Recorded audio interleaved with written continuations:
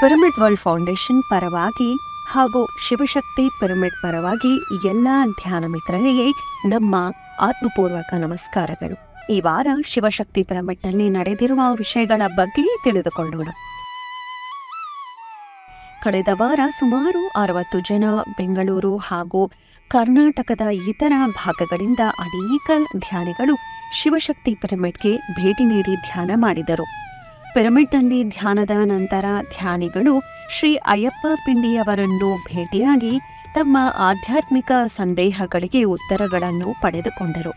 ಬಂದಿರುವ ಧ್ಯಾನಿಗಳಿಗೆ ಶ್ರೀ ಅಯ್ಯಪ್ಪ ಪಿಂಡಿಯವರು ದಿನನಿತ್ಯದ ಜೀವನದಲ್ಲಿ ಧ್ಯಾನದ ಮಹತ್ವದ ಕುರಿತು ಹಾಗೂ ಪ್ರತಿದಿನ ಪುಸ್ತಕಗಳನ್ನು ಓದುವ ಅಗತ್ಯದ ಬಗ್ಗೆ ತಿಳಿಸಿದರು.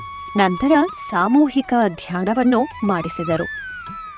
ಈ ಸಂದರ್ಭದಲ್ಲಿ ಅಯ್ಯಪ್ಪ ಪಿಂಡಿಯವರು ಪ್ರತಿದಿನ ಪುಸ್ತಕಗಳನ್ನು ತಪ್ಪದೆ ಹೇಗೆ ಓದುತ್ತಾರೋ, ಅವರು ಪುಸ್ತಕಗಳಿಂದ ಪಡೆದ ಜ್ಞಾನವನ್ನು ಅವರಲ್ಲಿ ಬಂದ ಬದಲಾವಣೆಗಳ ಬಗ್ಗೆ ಎಲ್ಲರಿಗೂ ತಿಳಿಸಿದರು. ಪ್ರತಿದಿನ ಪಿರಮಿಡ್ ಧ್ಯಾನಕ್ಕಾಗಿ ಬಂದ ಧ್ಯಾನಿ ಯೋಗಿಗಳಿಗೆ ಎಂದಿನಂತೆ ಪಿರಮಿಡ್ ವರ್ಲ್ಡ್ ಫೌಂಡೇಶನ್ ಸಹಾಯದಿಂದ ಅನ್ನದಾನ ನೀಡಲಾಯಿತು. ಈ ಸಂದರ್ಭದಲ್ಲಿ ಪಿರಮಿಡ್ ವರ್ಲ್ಡ್ ಫೌಂಡೇಶನ್ ಪರವಾಗಿ ಅನ್ನದಾನಕ್ಕೆ ಸಹಾಯ ನೀಡಿದ ದಾನಿಗಳಿಗೆ ಕೃತಜ್ಞತೆಯನ್ನು ವ್ಯಕ್ತಪಡಿಸುತ್ತಿದ್ದೇವೆ. ಈ ವಾರ ಶಿವಶಕ್ತಿ ಪಿರಮಿಡ್ ಆವರಣದಲ್ಲಿ ನಡೆದ ಸೋಲ್ಫುಲ್ ಸ್ಯಾಟರ್ಡೇ ಕಾರ್ಯಕ್ರಮದಲ್ಲಿ ಸುಮಾರು 70 ಮಂದಿ ಭಾಗವಹಿಸಿದ್ದರು.